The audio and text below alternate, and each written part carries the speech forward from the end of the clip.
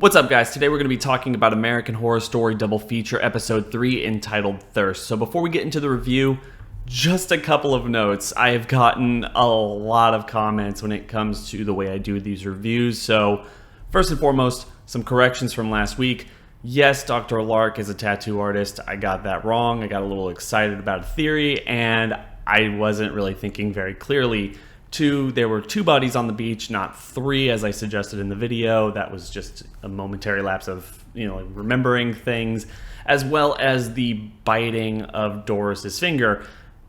Give or take what you want about that, honestly. Personally, I feel like it doesn't really matter that much. She said that, oh my gosh, you're hurting me. She threw him off. They bite people. Yeah. Anyway, getting back to the review on hand, instead of going over this plot point for plot point like I usually do, I'm going to be focusing on characters as well as story plots. So we got story A, B, and C. Generally, that's how television shows go. So with that being said, let's jump right into Harry and Alma's relationship because it's the main thrust of the very first part of the story. And just literally from the beginning, they decided to sideline Doris's character immediately. She gets one little clip in there about Lyme disease because she cannot freaking stop talking about Lyme disease, and then she's off for the rest of the episode, maybe even the rest of the season if the next episode previews anything to be thinking about right now, as we're left with Harry and Alma and Officer Burleson, who's convinced that Alma has something to do with everything going on. And probably because she's a child, she can be talking to her as if she wasn't a child. Like, quite literally, there's something very strange in this episode where Burleson is talking to Alma as if she's a teenager, but at the same time acting like she's a child. And this goes up to the very end of the episode where she's acting like, oh my gosh, like, is there a cult? Are you involved in this somehow? Trying to get this child to rat out her father and everything that she knows about what's going on in this community. I get it that it's somewhat smart, but one of the biggest problems I have when it comes to Ryan Murphy, American Horror Story, and everything in general is pretty much all the dialogue between Harry and Alma, or anybody and Alma, through this entire season just feels really forced. And generally this is something that happens more often than not in American Horror Story. There's just something about Ryan Murphy working with the exact same actors every single time, especially as the younger actors in the previous season are now becoming the adult characters in the newer seasons. They are too young, or at least look too young, to have older children, so you need to give them younger kids. But then you get to Alma's character, and she is just too young for her motivation, the conversation she's having, the experiences that she's having, and there's just something in me that feels like it was written by older people to be a teenager. But then they made her a child, and there's just something about that relationship that makes her character more and more annoying. And I feel like one of the reasons they did this is because they wanted Alma to take the pill, and then they wanted her to experience growing pains. Like, we don't know how children react to the pill. She's always hungry, and that's one of the things that's going to be a driving force over the last 3 episodes of this part of the season. And probably if it bleeds into Death Valley at all, that's where it's going to really kind of be explored. So honestly, I'm not really a huge fan of Alma's character, and that has nothing to do with the actress who's portraying her, because I feel like she's doing a fantastic job. It's just strange writing, in my opinion. With that being said, as I talked about in my episode preview, I am loving the interactions between Harry and Alma. Very much so Let the Right One In vibe, where he will go out and give her food, make food for her, and just in general try to protect her in every single way he knows how. Again, that plays into my criticism that she's not as old as her character generally should, but honestly I feel like that ends up helping the relationship. Anyway, because this story is our A plot for this episode, it ultimately comes to a head when Officer Burleson goes to Harry's house when Harry goes off to feed and get Alma her food. Alma ultimately ends up killing Officer Burleson, to his shock, by the time he gets home. And with everything else going on in the episode, it seems like, this is going to really start building up very quickly, especially since we only have 3 more episodes, and next week's episode looks like a flashback. This episode's B plot focuses very heavily on Ursula and Mickey, as Ursula comes to town focusing on what is going on. Why is Harry so good at his job now when he has struggled for years on just procedural television, writing for other people? At the same time, she goes to the Muse and runs into Belle and Austin, two people that she kind of verbally assaults but knows exactly who they are before running into Mickey, who gives her his scripts that he's been writing, and she sees the promise there.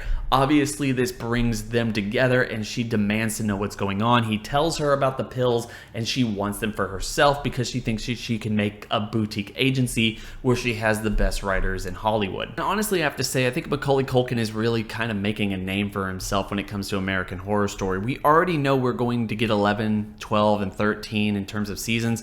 American Horror Stories is now greenlit for a second season, although I feel like they already filmed all that stuff and they're just pushing it off as like 2 parts of one season. It's weird. Anyway, I would really like to see him back at some point just because I feel like he's killing it in every single scene. I love his character. And I also love the fact that at the end of the episode, we realize that the scripts that he's writing aren't original episodes. He's adapting Speed Racer again, which, hilarious. Anyway, in this episode, we finally meet the chemist. Mickey and Ursula go to her to make the proposition that Ursula wants to make her own boutique, get all these creative people, and funnel money into the chemist. But she doesn't really care right now, and she wants Belle and Austin to kill Ursula and make sure that all of this goes away because she wants to keep it small. At least in my opinion, one of the biggest highlights of plot B of this episode is the relationship that we're seeing between Belle and Mickey. So, call me crazy, but there's just something so lovely about seeing Frances Conroy and Macaulay Culkin just kind of eat it up on screen. They don't have that much time together, but every single time that they interact, I feel like I'm connected to these people. They have somewhat of a weird relationship that just kind of comes across as more genuine than anybody else in this entire season, and I'm desperate for them to kind of interact more. In fact, I'm really hoping we get to see a lot more of that, especially with the flashback episode next week. So just a couple of other thoughts before we get out of here. One of the best things about this episode, again, was the duet between Evan Peters and Frances Conroy. It's just kind of disgustingly cut off at the knees by Leslie Grossman's Ursula, who stops them from singing. That was the best part in the first 2 episodes. It's one of the best parts in the 3rd episode. Just do it every single time if you can because it's lovely. And I guess trying to focus on some things that I genuinely didn't like about this episode. I don't think the whole snuff film thing adds anything to this episode other than useless tension. Like, I don't think anybody was sitting there thinking, oh my god, like Harry's going to die here and what are they going to do? Like, no, that, like, maybe if it was the 6th episode, I would kind of understand it. Outside of not doing anything other than to just increase the runtime of this episode that wasn't needed, it didn't really add anything other than just another feeding scene, which we have over 3 in this episode if you're counting the last part where Harry goes out to get stuff for Alma before Alma kills Burleson, collects her blood, and I guess that's 5. Additionally, we do have the introduction of the character Holden Bond, who is an interior designer, which has some connection to what Doris does, so is Doris going to take the pill? I would suspect so because everybody's taking this pill and there doesn't really seem to be anything that's stopping them. Just kind of following up on the negative things, I feel like this episode did a lot, especially at the very end, to explain why Austin and Belle seem to have such a stranglehold on having these pills in the town. They have a direct line to the chemist who feeds them pills, and it would at least explain why they're taking so much time to nurture and take care of Harry after they're giving him the first couple of pills. But the problem there is, there are so many pale creatures around. Did they give those pale creatures pills?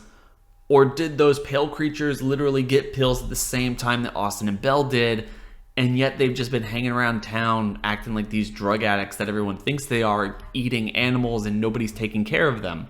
Like, are these pills in wide distribution or not? Why do we get to see Mickey and everybody else stealing from Belle or Harry or Austin when theoretically enough people have taken them in order to create a little mosh pit outside of Doris's window when she gets sick in the very first episode? If you ask me, that's one of the worst and most confusing things about this season as a whole. The concept of the pills and the distribution of them and how they're affecting people just doesn't really make sense at this point.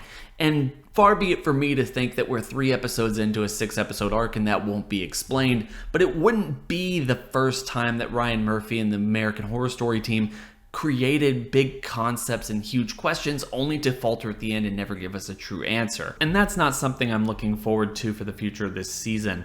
Perhaps it connects to Death Valley, maybe not, but we're just gonna have to wait and see. We have about 8 weeks after this. So guys, tell me what your thoughts and opinions on this episode are. Did you like it? What are your thoughts on this entire season thus far? And if you have any theories, share them in the comment section below, because while I don't reply to everyone, I do read as many comments as I possibly can. Hope everyone's having a fantastic day,